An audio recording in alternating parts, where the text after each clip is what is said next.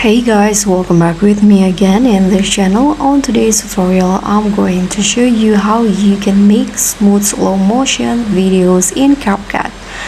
So here I have a video of someone exercising on the beach, and I want to make it into a smooth slow-mo video. So if you want to do the same, just follow the steps. So first, you can just click on a video on the timeline and then head to speed at the top right corner, and here you can choose standard or curve, but I'm going to just go with standard.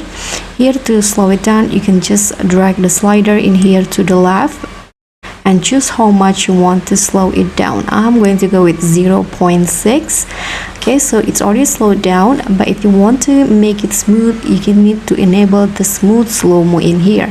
So click on the show button, and if you want to make the processing faster, you can choose frame blending, but I suggest you to change it into optical flow if you want a better quality, but it takes a longer time to process. So let's just click on this optical flow. You can see the processing is quite slow compared to the frame blending, but you can always preview the result first by playing it. You can see the video is now slowed down just like this. And so that's all from me. Thank you so much for watching. Don't forget to like, comment, and subscribe. Also click on the thanks. Bye.